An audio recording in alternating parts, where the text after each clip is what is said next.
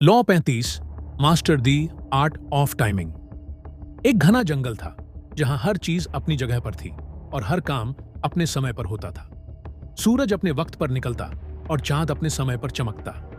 इस जंगल में एक बेचैन सांप रहता था जो हमेशा भागता दौड़ता रहता। उसका मोटो था, जो चाहिए वह अभी चाहिए। वह अपने शिकार के लिए घंटों मेहनत करता, लेकिन ज्यादातर बार या तो हार जाता या खुद को चोट पहुंचा बैठता। उसका हर दिन एक जैसा ही गुजरता, भागना, गुस्सा करना और थक जाना। एक सुबह जब हवा ठंडी थी और पेड़ों के पत्ते धीरे धीरे हिल रहे थे, सांप ने एक पेड़ की ऊंची शाखा पर एक बाज को देखा। बाज शांत था, बिल्कुल हिलता डुलता नहीं, मानो किसी बड़े खेल की तैयारी कर रहा हो। सांप ने सोचा, यह बाज कितना आलसी है। जंगल में जीने के लिए चुस्त रहना पड़ता है, हर वक्त अलर्ट, लेकिन यह तो ऐसे बैठा है मानो दुनिया खुद उसके पास आ जाएगी। तभी सांप ने देखा कि एक खरगोश पेड़ के पास से गुजर रहा है। खरगोश बेपरवाह था, मानो जंगल के खतरे उसके लिए कोई मायने नहीं रखते। सांप के अंदर का शिकारी जाग गया। उसने सोचा, अभी हमला करो वरना यह शिकार हाथ से निकल जाएगा। लेकिन बाज ने एक भी हरकत नहीं की। वह शांत बैठा रहा, अपनी तीखी नजरों से खरगोश को देखता रहा।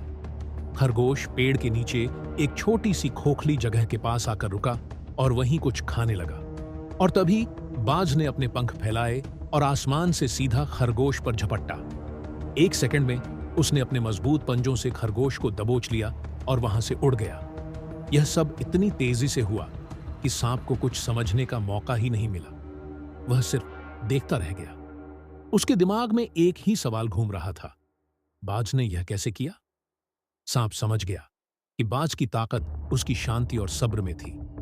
बाज ने अपनी ऊर्जा को व्यर्थ की चालों में नहीं लगाया। उसने खरगोश की हर हरकत को देखा, समझा और सही वक्त का इंतजार किया। जब उसने देखा कि खरगोश एकदम सुरक्षित जगह पर है, तब भी उसने हमला किया। और वह हमला इतना सटीक था कि खरगोश के पास बचने का कोई रास्ता नहीं बचा। उस दिन सांप को एक नया सबक मिला। जंगल में जीत उसी की होती है जो समय की कदर करता है।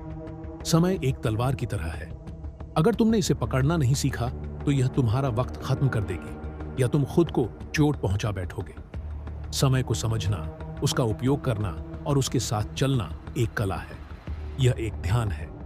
समय को न तो रोका जा सकता है, न ही समझौता किया जा सकता है, लेकिन अगर तुम इसके प्रवाह को समझ लो तो तुम्हारे पास एक ऐसी ताकत आ जाती है जो तुम्हें दुनिया से अलग बनाती है।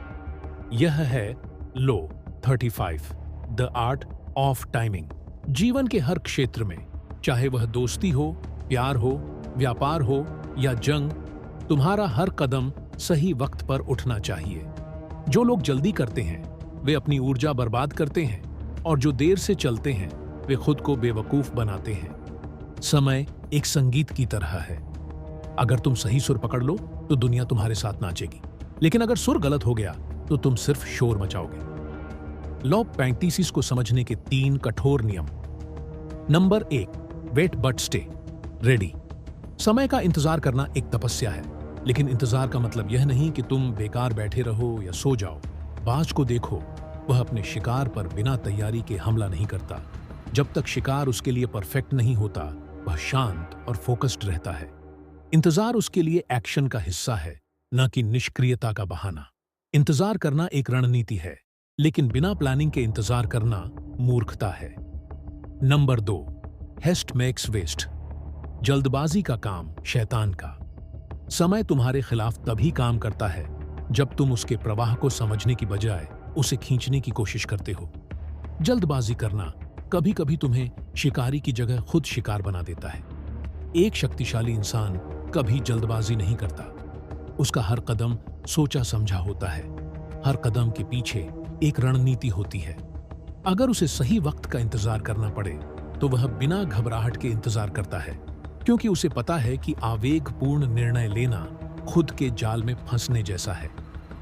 Number 3, too late is too ring. समय एक नदी की तरह बहता है। हर पल उस नदी में एक ऐसा मौका आता है जो तुम्हारे लिए परफेक्ट होता है, लेकिन अगर तुम उस मौके पर चुप बैठे रहे तो वह मौका फिर कभी वापस नहीं आएगा। समय तुम्हारे लिए नहीं रुकेगा। अगर तुम तैयार हो और वक्त सही है तो उसे नजरअंदाज करना तुम्हारी सबसे बड़ी गलती होगी। सही वक्त पर हमला करना, सही वक्त पर निर्णय लेना और सही वक्त पर अपनी बात रखना, यही शक्ति का असली मंत्र है। लेकिन अगर तुम्हारे अंदर ओवरथिंकिंग का जहर है तो यह तुम्हारे हर मौके को खत्म कर देगा। ओवरथिंकिंग तुम्हें धीमा कर देगी और धीमा इंसान हमेशा हार जाता है। दोस्तों, अंत में बस इतना कहूंगा, अगले वीडियो में हम लॉ नंबर 34 चौंट पर चर्चा करेंगे, जहां तुम जानोगे कि कैसे अपनी पर्सनैलिटी और एटीट्यूड से दुनिया पर राज कर सकते हो। इसीलिए इस चैनल को सब्सक्राइब करना न भूलो।